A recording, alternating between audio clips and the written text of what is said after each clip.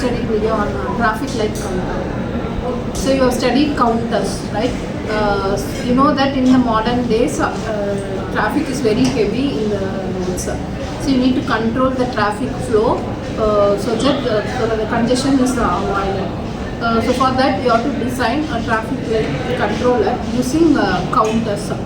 So I'll give you some time for discussing how to control this situation by designing a traffic light controller using counters.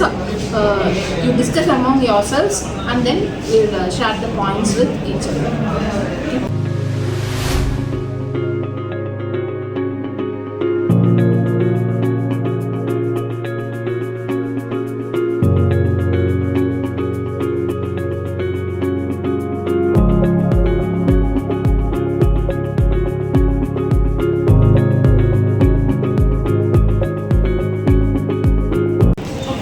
Hope you would have discussed among yourself. So let us share the points. Who is going to start first? So let me gonna share a problem statement for this system. So this case study is about the creating to control the traffic light at a busy time, and then the system will change the traffic light based on the change the time, change the color and yellow, green, red based on the time, and they allow the pedestrians to cross the road, and then it can also use the sensors to adjust the heavy traffic, and then So next we discuss about the system requirements, and system requirements is of two types, functional and non-functional requirements. In functional requirements, it has an system control, sensor based control. The sensor based controls according to the real-time traffic and the default light sequence, red, green, yellow, and again it will be repeated as red, green, yellow. And the next is pedestrian signal. It is activated when it is needed. And the non-functional requirements are it has a fault tolerance, and it has high energy efficiency, and also it has a high cost efficiency used in the hardware designs. Next I'm going to share about system design. Whatever we have to learn about means we can software and hardware.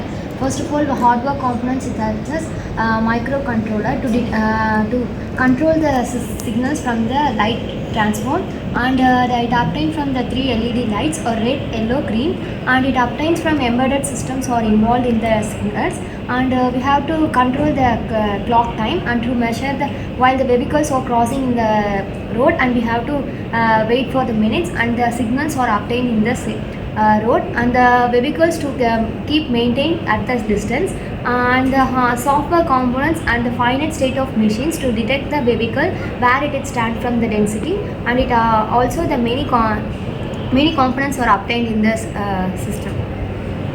So I'm going to share about the key challenges. So the first one is that synchronization of the traffic lights in the components in the seconds, and the faults in the components like sensors and the malfunctioning. And the last one is that the implementation of the scalability for the future smart city integration. Benefits of light controller: enhanced traffic flow management, reduced waiting time for vehicles, improved pedestrian safety, and future features: IoT integration, remote monitoring and control via of cloud, AML models, and emergency vehicles priority, detect under fire and ambulance. Yes, in the early days we was having a fixed timing for all the routes, right? So in some routes there may be no vehicle, but in other routes there may be additional vehicles, and the people have to wait until the signal is green.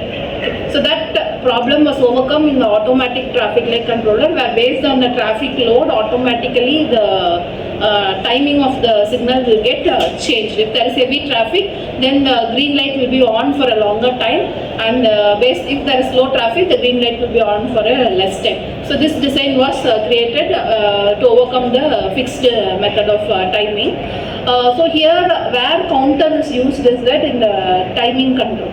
Okay, so in order to count the number is getting decreased in the traffic light, right? So that counting is done using the counter which we have studied in our subject digital electronics. Okay, so thank you for sharing all your views. Thank you very much. Thank you.